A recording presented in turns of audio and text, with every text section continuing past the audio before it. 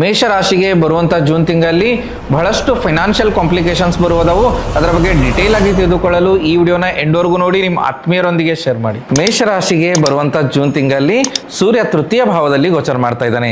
ಇದರಿಂದ ಸಣ್ಣ ಪ್ರಯಾಣದ ಯೋಗಗಳು ಬರ್ತಾವು, ಅನಾವಶ್ಯಕ ಖರ್ಚುಗಳು ಜಾಸ್ತಿ ಆಗ್ತಾವು. ಸಾಧ್ಯವಾದಷ್ಟು ಖರ್ಚಿನ ಮೇಲೆ ಕಂಟ್ರೋಲ್ ಇಟ್ಕೊಂಡು ಹೋಗುವಂಥ ಪ್ರಯತ್ನ ಮಾಡಬೇಕು. ಶೇರ್ ಮಾರ್ಕೆಟ್ ಮತ್ತು ಇನ್ವೆಸ್ಟ್ಮೆಂಟ್ ಬಗ್ಗೆ ಬಹಳಷ್ಟು ಕಾನ್ಷಿಯಸ್ ಆಗಿರುವಂಥ ಪ್ರಯತ್ನ ಮಾಡ್ಕೋಬೇಕು. ಇದರ ಜೊತೆಗೆ ಸಾಧ್ಯವಾದಷ್ಟು ಕುಟುಂಬದಲ್ಲಿ ಕಿರಿಕಿರಿ ಆಗುವಂಥ ಸಾಧ್ಯವಿದ್ದು ಇಲ್ಲಿ ಮಾತಿನ ಮೇಲೆ ನಿಯಂತ್ರಣ ಇಟ್ಕೊಂಡು ಹೋಗುವಂಥ ಒಂದು ಪ್ರಯತ್ನವನ್ನು ಮಾಡಬೇಕು. ಬರುವಂಥ ತಿಂಗಳಲ್ಲಿ ಒಂದು ಲೈಫ್ ಇನ್ಸೈಟ್ನ ಕೊಡ್ತೀನಿ.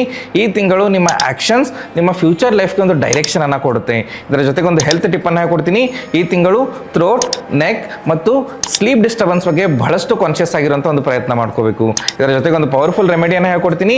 ಈ ತಿಂಗಳು ಪ್ರತಿ ಮಂಗಳವಾರ ತುಪ್ಪದ ದೀಪವನ್ನು ಹಚ್ಚಿ ಓಂ ಅಂಗಾರಕಾಯ ನಮಃ ಮಂತ್ರವನ್ನು 108 ಬಾರಿ ಜಪ ಮಾಡೋದ್ರಿಂದ ಬರುವಂಥ ಎಲ್ಲ ಕಷ್ಟಗಳನ್ನ ದೂರ ಮಾಡ್ಕೋಬಹುದು. ನಿಮಗೇನಾದರೂ ಮೇಷರಾಶಿಯ ಜೂನ್ ತಿಂಗಳ ಡಿಟೇಲ್ಡ್ ಪ್ರಿಡಿಕ್ಷನ್ಸ್ ಬೇಕಾಗಿದ್ದಲ್ಲಿ ಕಮೆಂಟಲ್ಲಿ 1 ಅಂತ ಟೈಪ್ ಮಾಡಿ ನಮ್ಮ ಪೇಜ್ನ ಫಾಲೋ ಮಾಡಿ. ಈ ಪ್ರೊಸೆಸ್ನ ಆಟೋಮೇಟ್ ಮಾಡಿದ್ದೀವಿ. ಫಾಲೋ ಮಾಡಿದರೆ ಮಾತ್ರ ಪ್ರಿಡಿಕ್ಷನ್ಸ್ DM ಆಗುತ್ತೆ. ನಮಸ್ಕಾರ.